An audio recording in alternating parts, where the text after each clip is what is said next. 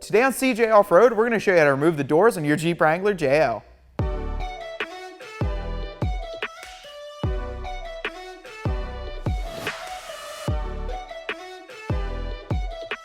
The first step in removing your doors is to locate the included Jeep toolkit. This actually comes with a small ratchet and 2 Torx bits to help you remove the doors and a lot of other items on the Jeep.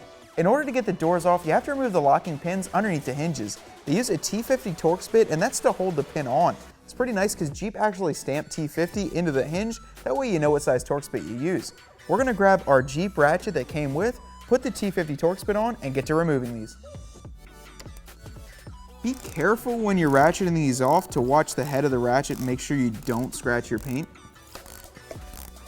Once it's loosened up, you can pull it out, and there's actually a nice storage section in the back of the Jeep to keep these safe when they're not in the hinges.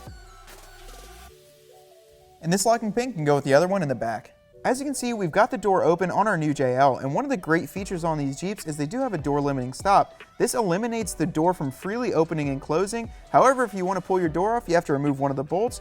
We've added the T40 Torx bit from the kit onto our ratchet, so let's get it pulled off now.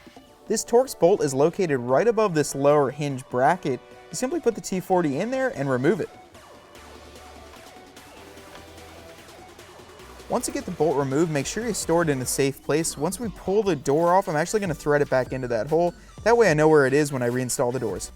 In order to remove the limiting strap, as well as the wiring for your power windows or power locks, you have to first pull this panel out. If you reach in behind here, there's a little gap underneath, and you pull it straight towards you. And then there's 2 push pins, and you pull it out, and there's a little tether that keeps it there.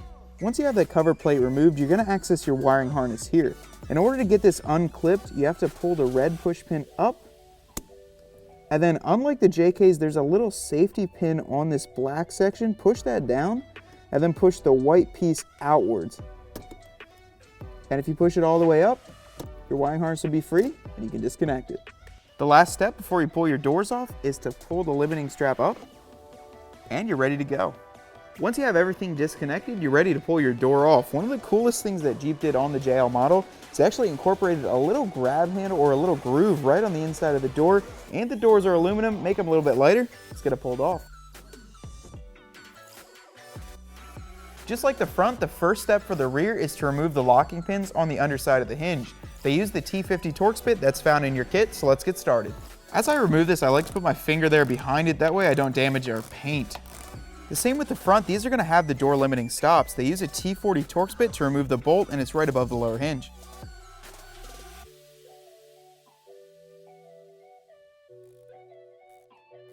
Next step is to remove this panel here on the pillar, that way you can remove the limiting strap and the wiring harness.